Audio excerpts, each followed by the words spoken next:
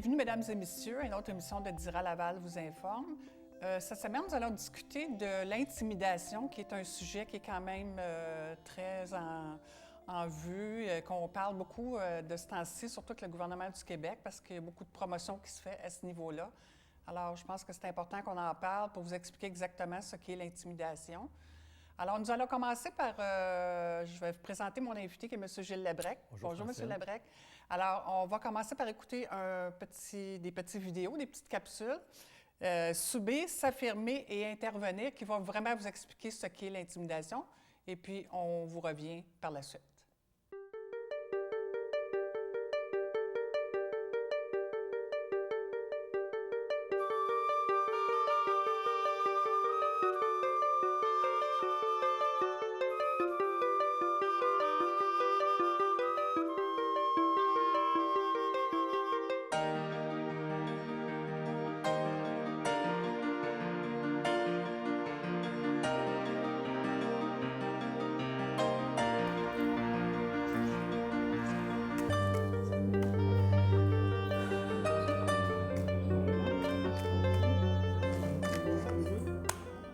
Oh non, pas encore lui. Bonjour, mon beau monsieur. Bonjour, mesdames. On est à 7 joueurs, là. Je vais juste regarder. Ben, dites pas un mot. Hey, si les autres peuvent arriver... Tabarouette, Normande, que t'es plate. Ben oui, c'est ça, je suis plate. Je suis plate. Donne-nous une chance pour une fois. Quand il va regarder, le petit monsieur...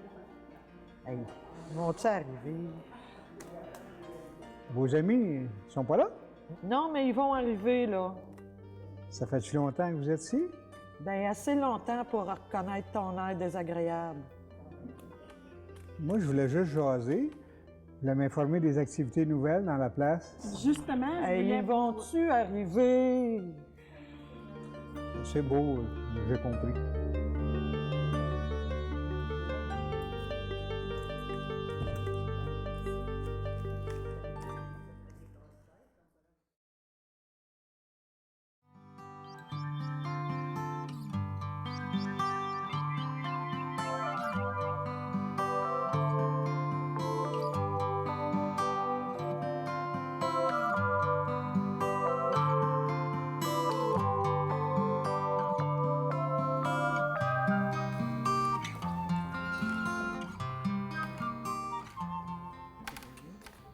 Oh non, pas encore lui. Bonjour, mesdames. Comment allez-vous? Ça va bien, Jean, et toi? Ah, ça va. Est-ce que je peux me joindre à vous? On est à 7 joueurs. On est habitués de jouer ensemble. L'équipe est complète, fait que Votre groupe est complet. t'as bien compris. On va voir la gang de tricoteuses là-bas. Ils ont peut-être une place pour toi. Normande, je veux juste vous dire une chose. Je suis venu vous voir pour vous jaser. Pas pour jouer aux cartes. J'haïs ça, les cartes. Elle est bonne, celle-là. Elle est bonne, ma Normande. Tu t'es fait avoir? Hey, arrête de rire de moi. Puis, finalement, votre idée, je la retiens. Je vais aller voir les belles dames qui sont en train de tricoter là-bas. Bonne journée.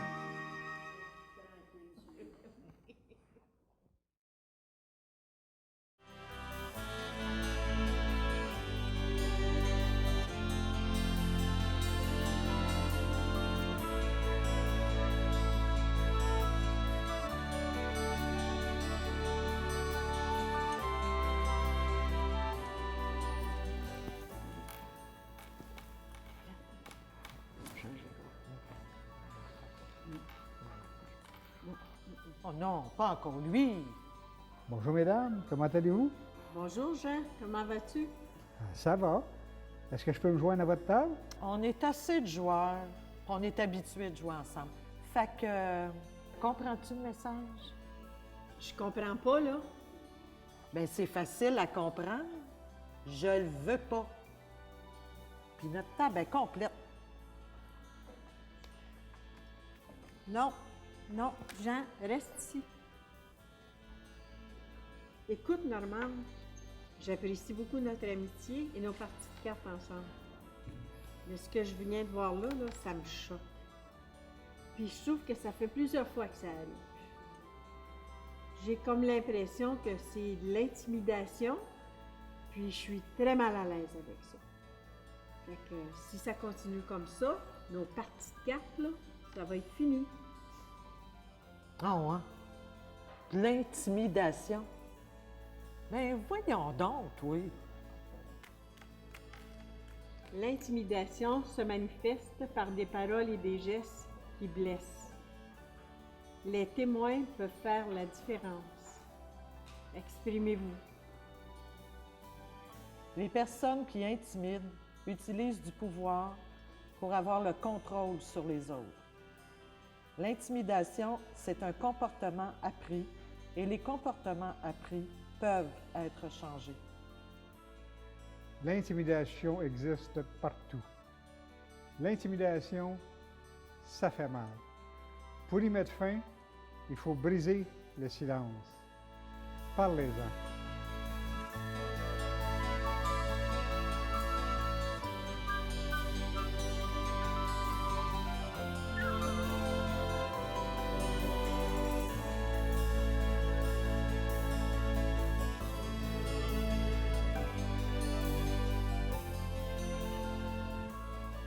Bon, alors, M. Labrec, ce fut très intéressant de voir ce qu'est l'intimidation à plusieurs niveaux, là, ceux qui subissent. Aussi, c'est intéressant de voir s'affirmer et intervenir. C'est quelque chose, c'est pas facile à voir, par exemple, hein? Bien, c'est-à-dire que c'est justement pour ça qu'on en parle, pour Oui. se sensibiliser à la situation Exactement. et voir comment on pourrait mieux réagir. C'est le Exactement. but de l'entretien. Exactement. Alors, dans ces petites capsules-là, on voit qu'il y a 3 acteurs principaux. Exactement. Alors, on pourrait peut-être en parler un peu Oui, de ces 3 très acteurs-là. important. Ouais. Il y a la personne qui intimide, la dame. La personne intimidée, qui est le monsieur qui veut se joindre au club là, de Ouais. cartes.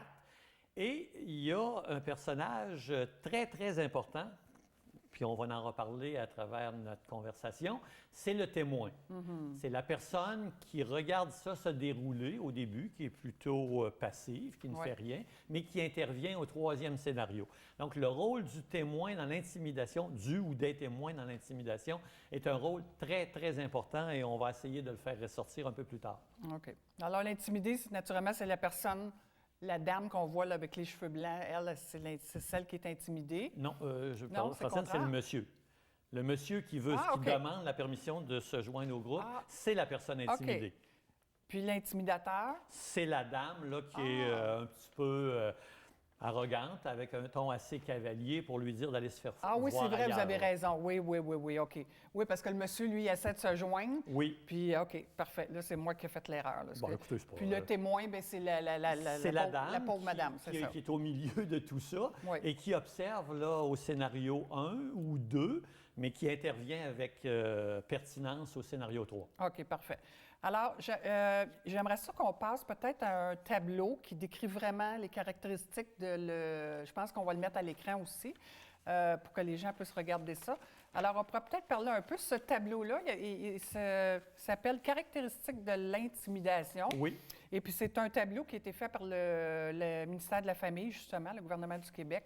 Alors, on pourrait peut-être en parler un petit peu. Oui, les gens qui sont avec nous le voient présentement. Oui, c'est ça, Alors, exactement. dans le coin gauche, en haut, on parle de l'intimidateur. On parle ici d'un rapport de force, mais ce rapport de force-là doit être compris comme une quête de pouvoir. La personne qui intimide veut obtenir du pouvoir sur sa victime, veut obtenir un ascendant, veut obtenir du contrôle sur cette personne-là. OK. C'est dans ce sens-là, là, il n'utilise pas nécessairement la force physique, mais veut prendre le pouvoir sur cette personne-là. Alors ça, c'est très important de comprendre que l'intimidateur a ce but-là. Dans le processus d'intimidation, comme on le voit sur le tableau, l'autre caractéristique, un petit peu plus en bas, côté gauche, c'est le caractère répétitif. Dans un processus d'intimidation, il y a des composantes répétitives. L'intimidateur ne se contentera pas d'agir une seule fois puis d'oublier sa victime. Ça va se répéter s'il n'y a aucune intervention de fait. Donc ça, c'est très important. Intimidation implique caractère répétitif là, des gestes ou des paroles ou des actions désagréables. OK. Ensuite, des gens pensent que, dire, écoute, je vais faire voir que je vais l'ignorer, cet intimidateur-là, puis tout va rentrer dans l'ordre. Non, l'intimidateur a vraiment comme objectif de faire mal à la personne. Il y a un but malveillant, puis c'est ça. C'est de lui faire mal, de l'humilier. Alors, il y a un but très, très négatif et c'est un but de maltraitance, de malveillance. OK, parfait. Et c'est délibéré. OK. Il peut y avoir des personnes parfois malades, en perte d'autonomie, qui peuvent poser des gestes désagréables. Mais nous, ici, là, on parle de personnes conscientes et qui savent ce qu'elles font. OK, parfait. Alors, il y a aussi d'intimidation directe ou indirecte. Absolument. Dans le vidéo qu'on a vu, c'est une intimidation directe. L'intimidateur fait clairement comprendre à l'intimidé qu'il veut qu'il s'en aille. C'est clair, là, il n'y a pas d'intermédiaire. Mais il peut arriver des situations d'intimidation où l'intimidateur va utiliser des rumeurs ou d'autres personnes pour répandre des faussetés qui vont faire énormément de tort à la personne intimidée, à la victime, mais sans que ça passe toujours par la même personne. L'entourage, si elle n'est pas avertie, consciente, va répandre des propos malveillants et ça va avoir toutes sortes de conséquences négatives pour la personne intimidée. OK. On va en parler un petit peu des caractéristiques d'intimidateur plus tard parce que c'est un gros problème. Hein? C'est pas, écoutez, c'est quelque chose qui existe beaucoup chez les jeunes. C'est très connu dans le milieu scolaire, chez les plus jeunes, dans les réseaux sociaux. Mais chez les aînés, c'est pour ça que l'étude a été faite là, par la régie régionale du Haut-Richelieu-Yamaska, parce qu'ils se sont rendus compte que c'est un sujet passablement tabou. Les aînés n'emploient pas ces mots-là et ne parlent pas beaucoup de ces réalités-là. Non, exact. Alors, écoutez, il reste 2 petites minutes avant la pause. Les formes d'intimidation. Écoutez, on le voit très bien sur notre tableau, là. Ça peut se faire de façon verbale. Hein, on le voit ici, c'est des insultes, des menaces, des moqueries, des remarques homophobes, sexistes ou racistes, tout ce qui peut toucher la Charte des droits et libertés. Ça peut être de l'intimidation en caractère social. On vient d'en parler, on propage des mensonges, des rumeurs, on tend à humilier la personne sur la place publique ou on cherche à l'isoler. Alors, c'est une intimidation à caractère social. Et l'intimidation physique, on comprend, là, c'est tout ce qui est faire trébucher, bousculer, battre, frapper, contraindre par la force, s'approprier ou détruire les biens de la victime. Et, ça peut prendre différentes autres formes. Et il y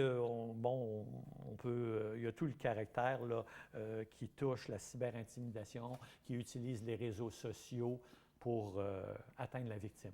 OK. Souvent, j'imagine que les gens, vous dites que c'est tabou, c'est parce que j'imagine que les personnes âgées ne sont même pas souvent conscients que ce qui se passe, c'est de l'intimidation. Hein?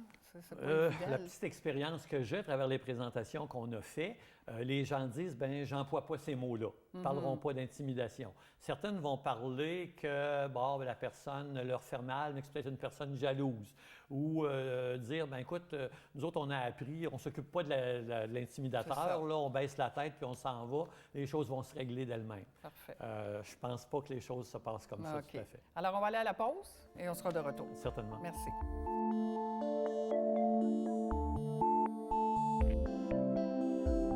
Bon, alors, Monsieur Labrec, j'aimerais qu'on revienne sur notre petit tableau. Oui. Il y avait une petite case qui parlait des conséquences sur l'intimidation, sur la personne intimidée. Absolument. Alors, je pense que ce serait important qu'on en parle un petit peu. Je pense que oui, parce que ces conséquences-là peuvent aller de plus légères à des conséquences très graves.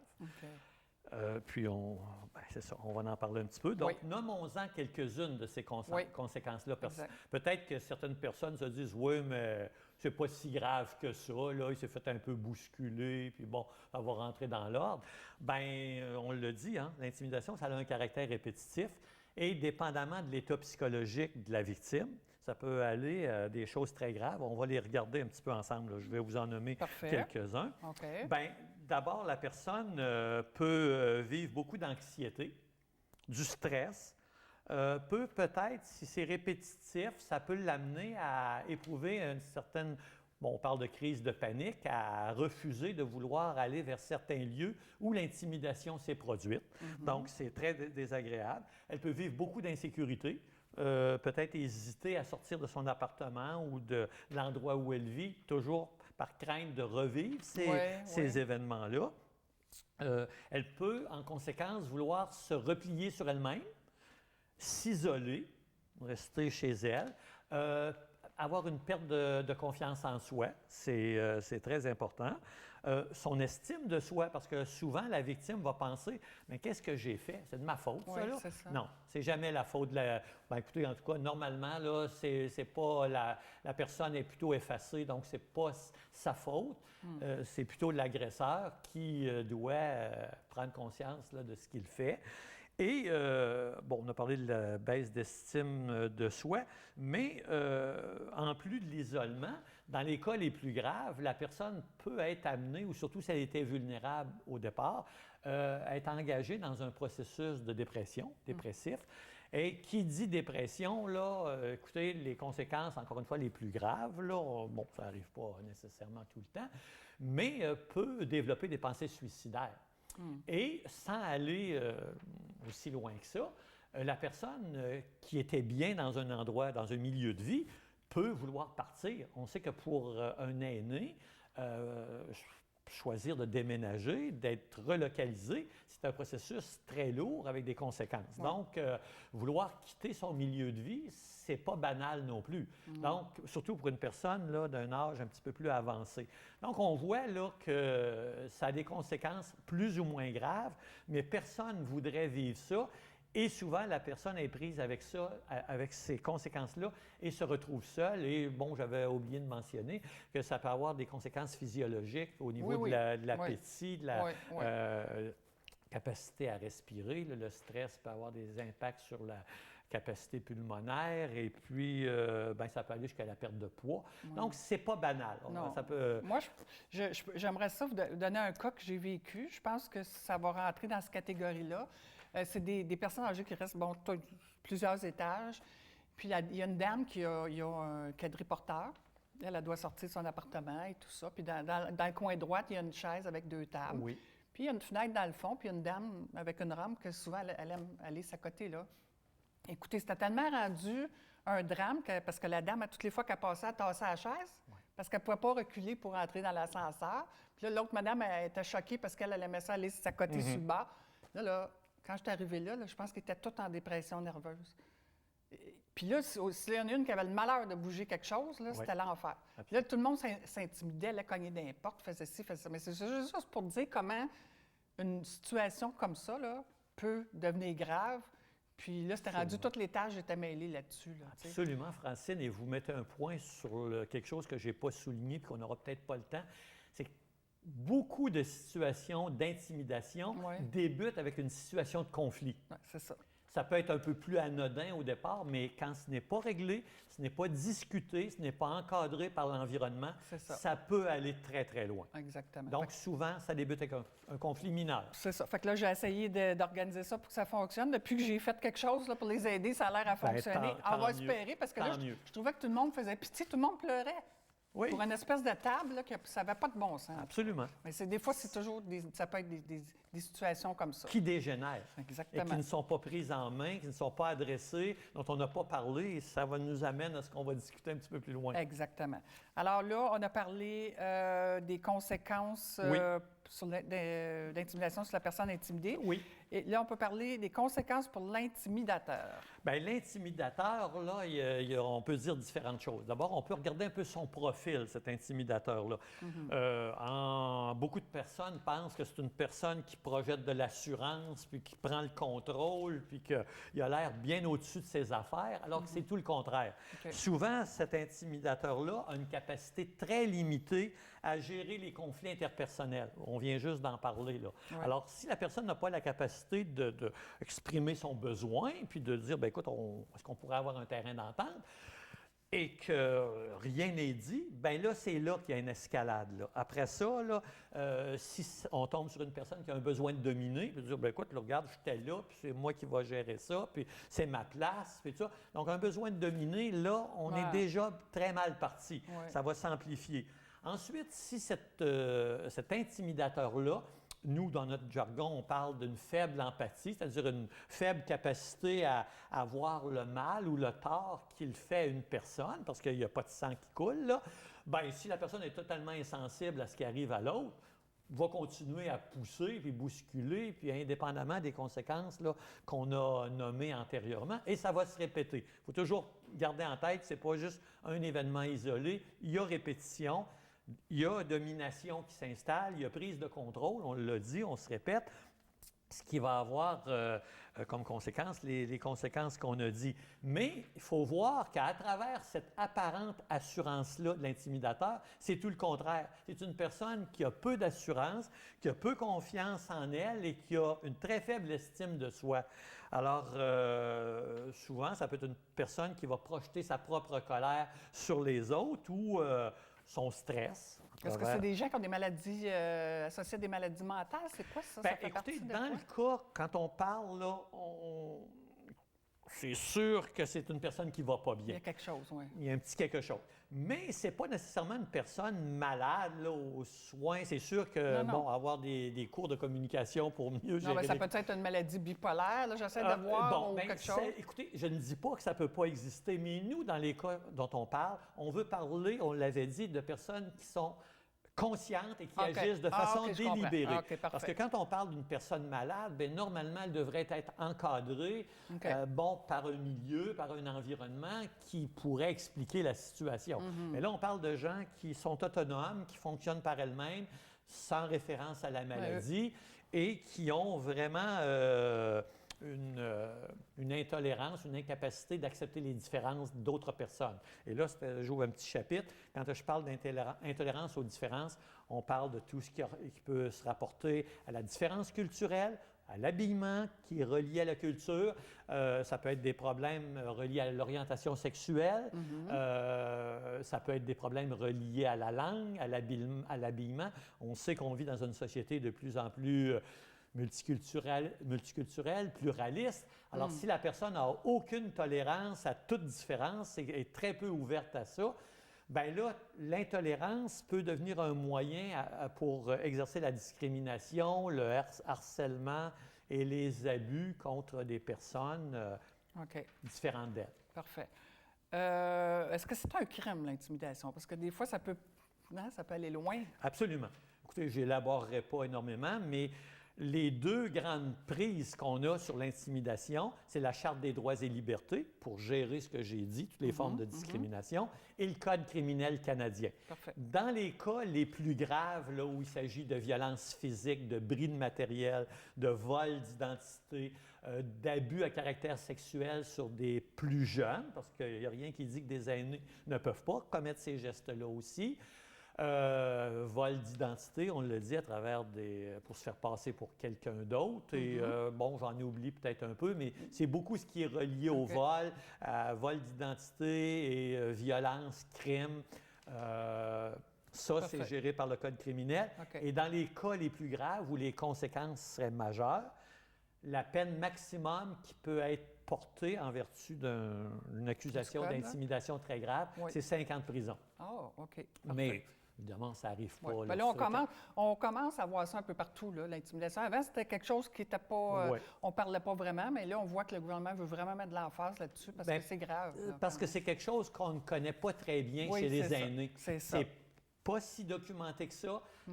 C'est peu parlé parce que ça revêt encore un caractère tabou. Ouais. D'où cette volonté d'en parler et d'amener ça sur la place publique. Parfait.